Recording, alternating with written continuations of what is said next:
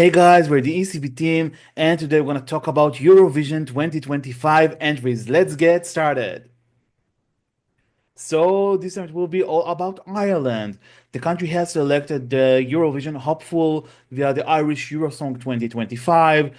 Six acts competed on the right to represent the country in Basel, and the winner is the Norwegian artist Emmy with the song Laika Party. Kind of surprising to see Norwegian artists in the Irish selection, but we're gonna dig in it soon. So, Naomi, please tell us what do you think about the Irish entry this year? I actually think kind of the story behind it and sort of the timing of when Emmy's chosen is really interesting because actually I think it was around, if I'm correct, I might have got the year wrong, but I think it was around like sort of 30 or so years ago. It was actually an Irish arms artist that represented Norway. So it's kind of Norway and Ireland kind of shaking hands here, because an Irish singer sort of represented Norway, and now we've got a Norwegian singer representing Ireland. So it's kind of a nice sort of full circle, we'll call it.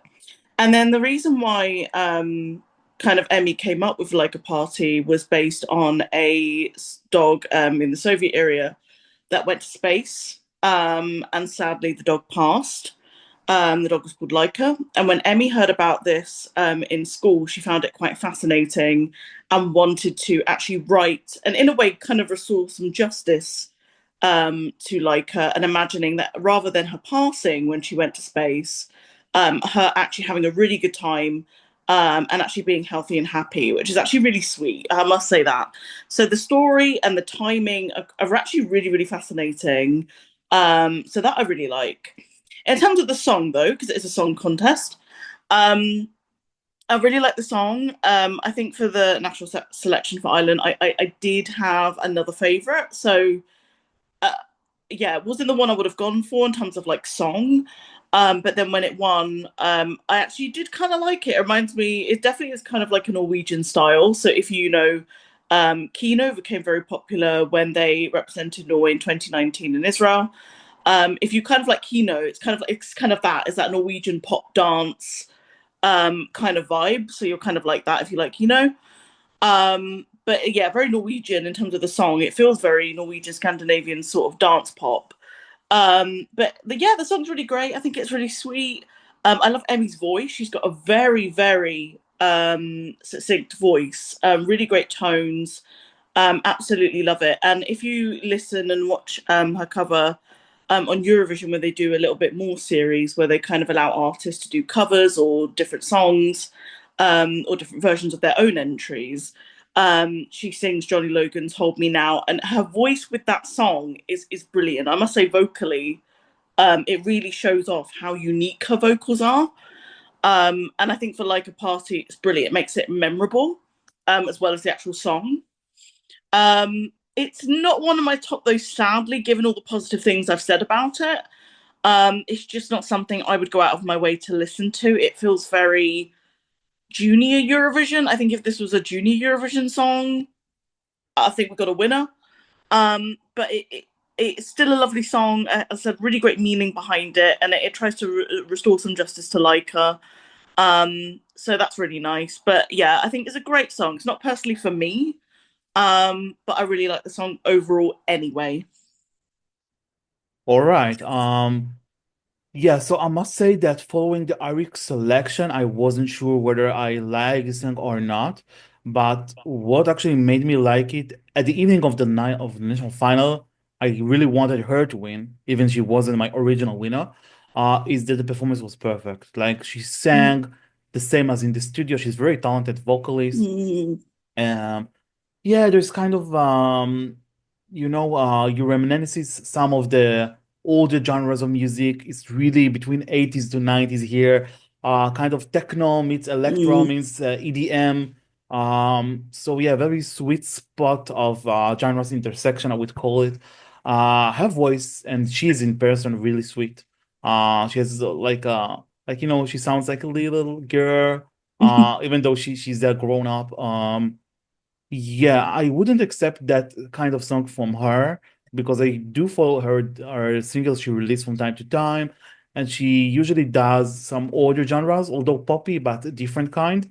Also, we have met her in MGP in the Melody Grand Prix 2021 with the Witchwoods when she was a finalist with a great entry, I must say. Elsie Bay was the writer, by the way, one of them. Mhm. So yeah, this song I believe as a studio cut is nice for me, but I think that together with the performance, learned to like it more and more. Um, Currently we have seen that the performance is space themed, right? And it's not surprising Mhm. because Laika was a Soviet dog who was sent to space, sorry, and unfortunately has never came back. Um, but still, there is something really uplifting in that song, even though the text is a bit of Mhm. devastating and sad. First time when I just met the song without knowing the story behind it, I just thought is a kind of an original way to say like a party. Um, but then when I dived into the lyrics, I saw that it's about Laika and all this story. Um, yeah, really it's really an interesting coincidence because it's about a Soviet song. The songwriter is a Russian who lives in Ireland. It was created in a songwriting camp in Norway, and then at the end of the day, it was sent to the Irish selection.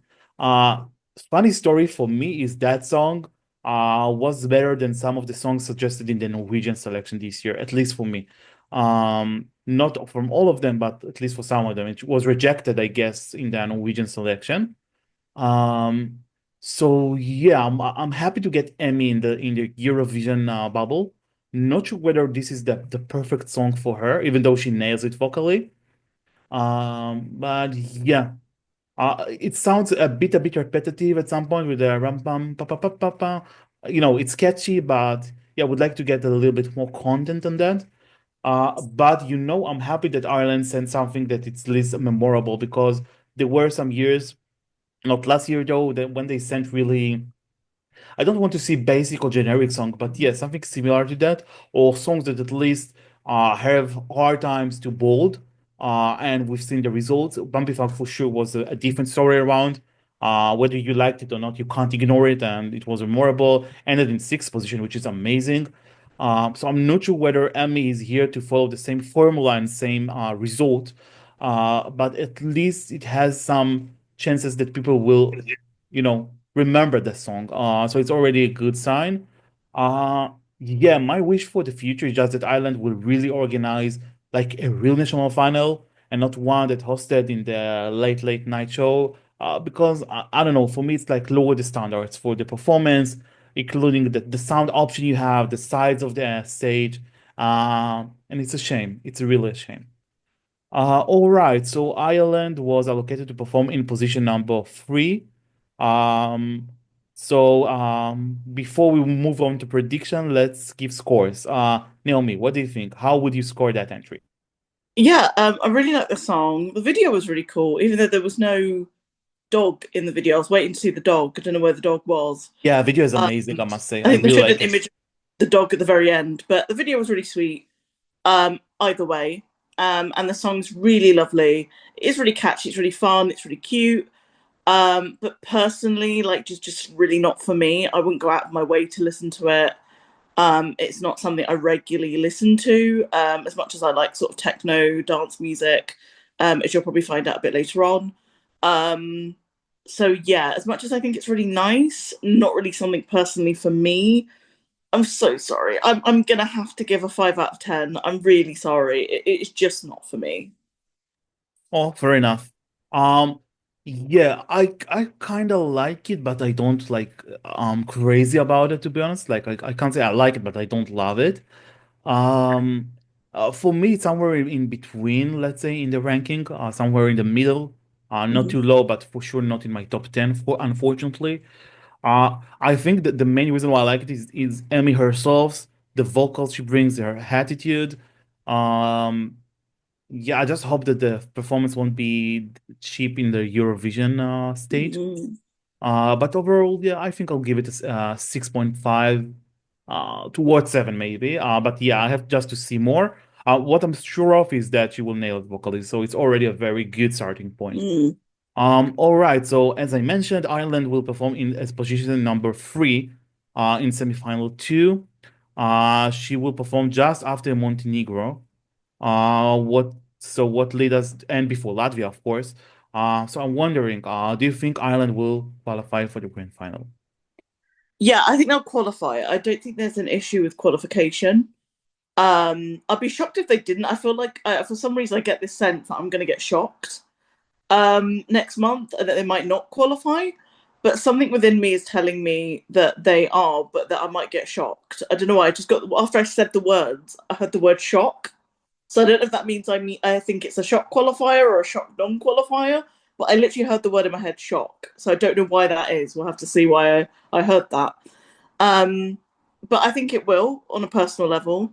I think it's a really good fun song. It will go great in the arena. I think on the night, people watching it will kind of really love it. It's something that at the grand final will get everyone just get up and dancing in a really good mood. So I think it's definitely a mood lifter, floor filler in terms of like what it will bring to the grand final. So I think it will. I don't think it's a sure or strong qualify given what we have in semi-final two. I'm going to be honest.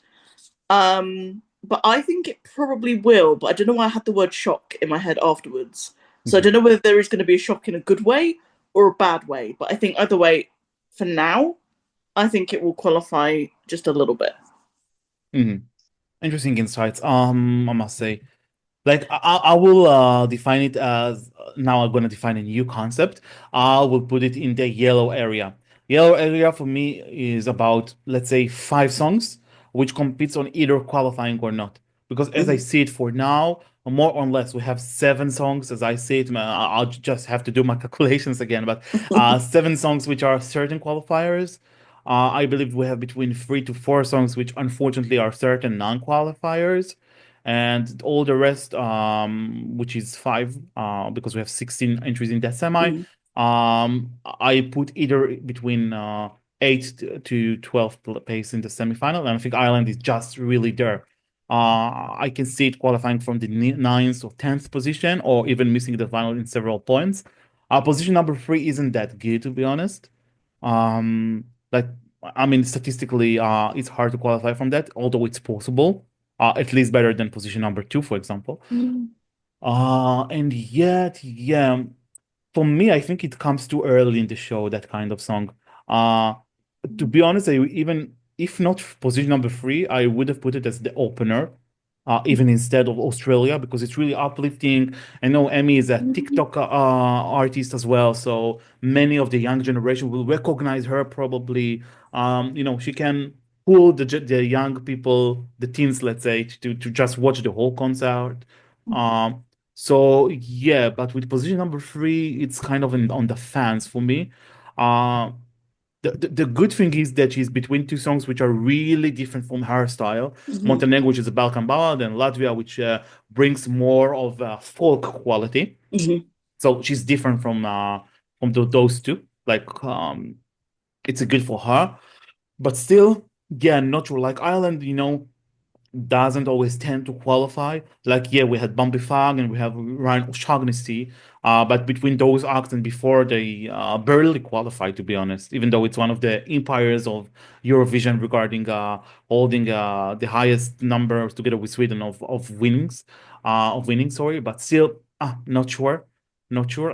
Also, I think that many people that can like it are people usually older, actually, and not the younger, even though she's a young artist, because it's kind of a throwback to the 90s and 80s music. So I believe that people who lived or were child in that kind of in that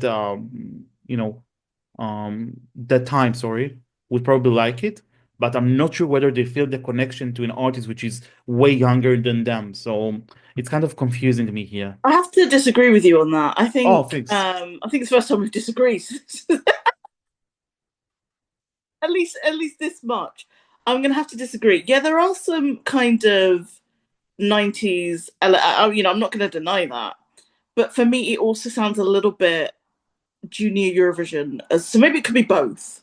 But it does sound a little bit junior as well. Like I feel like I would hear it on a kids' TV program or something, maybe in the 90s, but it does sound very childish. And I Hmm. feel like if it was for junior Eurovision, it would have actually probably been a winning song. But I don't know. Maybe it's for a child in the 90s, but yeah. I mean, tomato, tomato, but it's just yeah, it does have a childish element. So I think we can at least agree on that. Oh yeah, for sure, for sure. Um, all right, so this is what we think about Ireland. We gave our scores, we gave our prediction and our in-depth analysis. And guys, if you like our videos, please give us a like. Leave in the comments below what do you think about the Irish entry this year? Do you think it's about to qualify or not? Don't forget to subscribe to our channel right here below so we will be notified on each new video that we're gonna release. And you can find us on escb.com, Facebook, Twitter, Instagram, Spotify, YouTube, and basically everywhere. Thank you so much. Take care. Bye bye. Bye.